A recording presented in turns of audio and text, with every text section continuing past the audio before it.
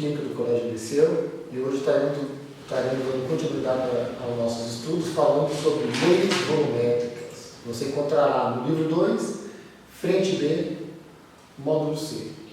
Na aula passada a gente falou das leis ponderais, que são as leis que tratam das massas das substâncias que constituem uma transformação química. Então falamos da lei de Lavoisier, lei de Proust e da lei de Dalton. As três leis, elas tratam sempre das relações de massa. Isso é importante a gente estar sempre atento nisso.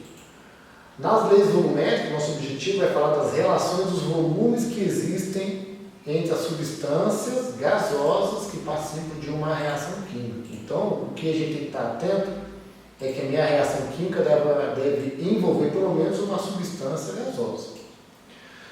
Bem, todo esse conceito começou com Guy Muzzey, que através de estudos envolvendo hidrogênio e oxigênio para a formação de água, ele verificou a ocorrência de que nessa reação havia sempre uma proporção definida e constante de hidrogênio, oxigênio e água na ordem de 2 para 1 para 2. O que isso quer dizer? Que você consegue consumir 2 litros de hidrogênio com 1 litro de oxigênio formando 2 litros de água. Ou 4 litros de hidrogênio com 2 litros de oxigênio e obtendo 4 litros de água e outras proporções dentro sempre da mesma relação de volume, que é de 2 para 1 para 2. Daí então veio o enunciado da lei volumétrica, também chamado de lei de Guy-Muzzey. Nas mesmas condições de pressão e temperatura, os volumes dos reagentes e produtos gasosos de uma reação química têm sempre entre si uma proporção constante, como a gente verificou experimentalmente ali no slide anterior. Agora, em confronto com os estudos de Dalton, passou-se a ser gerada uma dúvida com relação a isso.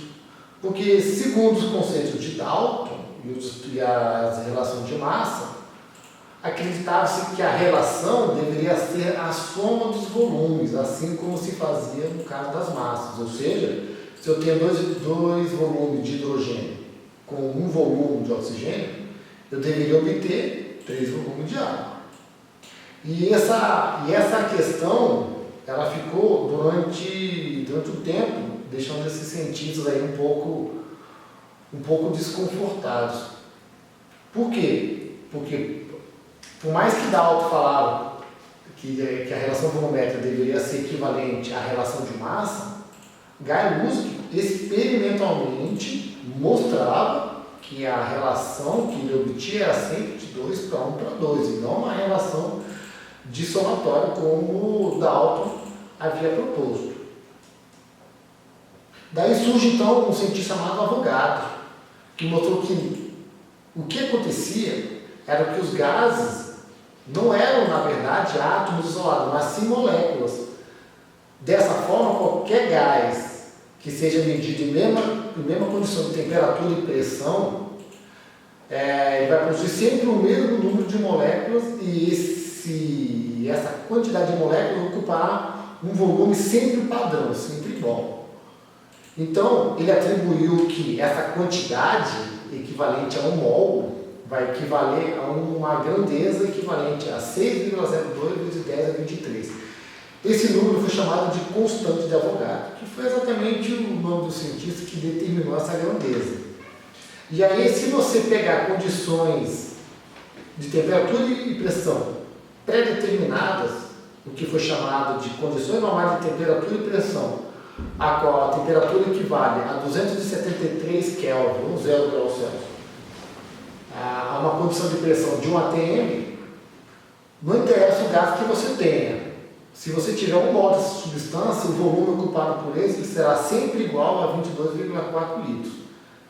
Importante, essa grandeza vai ser chamada então de volume molar, que nas condições normais de temperatura e pressão vai valer sempre 22,4 litros por mol.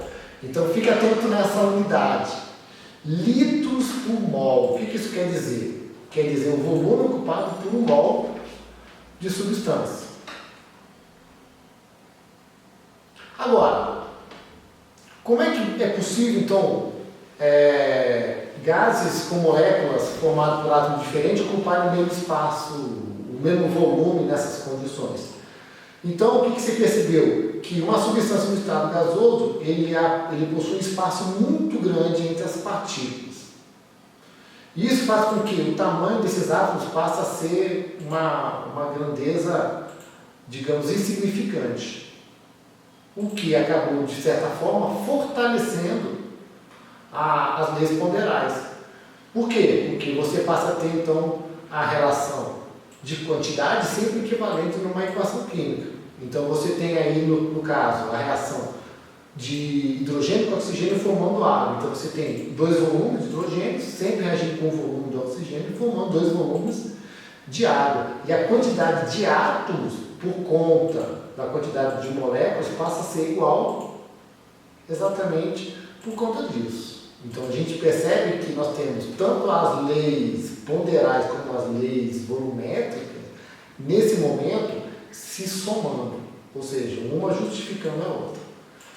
Bem, eu concordo com todos que esse não é um assunto tão fácil como os demais, porém o que a gente tem que fazer? É treinar mesmo, meus queridos. Então, não esqueça de fazer os exercícios, de resolver o máximo de exercícios do seu livro, não esqueça de fazer as questões da sua apostila de apoio.